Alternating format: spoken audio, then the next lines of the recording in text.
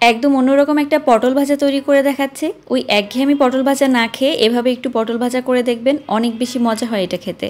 তো প্রথমে এখানে আমি হাফ কেজি পরিমাণে পটল নিয়েছি। পটলটাকে ঠিক এভাবে ছুলে নিতে হবে, একদম খোসা সহ কিন্তু ছুলতে যাবেন না, একটা ছুরি দিয়ে এরকম একটু চেঁচে নিলেই হয়ে যাবে।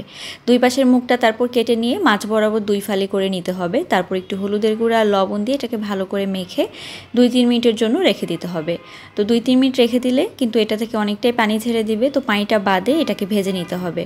তো একটা তেলের কড়াই নিয়েছি, কড়াইয়ের মধ্যে কিন্তু তেল দিয়ে দিয়েছি। এখন আমি এখানে পটলগুলোকে দিয়ে দিচ্ছি।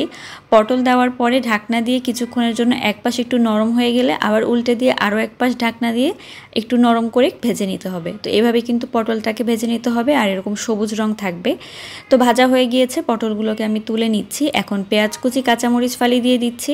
তো এগুলোকে হালকা করে একটু ভেজে নিয়ে তারপর এখানে আদা বাটা, রসুন বাটা, জিরা বাটা দিয়ে দিচ্ছি হাফ চামচ করে। তো এই মশলাটাকেও কিছুক্ষণ একটু ভেজে নেব। ধনিয়ার গুঁড়া দিয়ে দিচ্ছি, স্বাদ মতো আরও একটু লবণ দিয়ে দিচ্ছি। হলুদ বা শুকনো মরিচের গুঁড়া কিন্তু এখানে আর দিচ্ছি না। একদম ভাজা ভাজা করে নিয়ে তারপর এখানে ওই যে ভেজে রাখা পটলগুলো ছিল সেটাকে দিয়ে দিচ্ছি।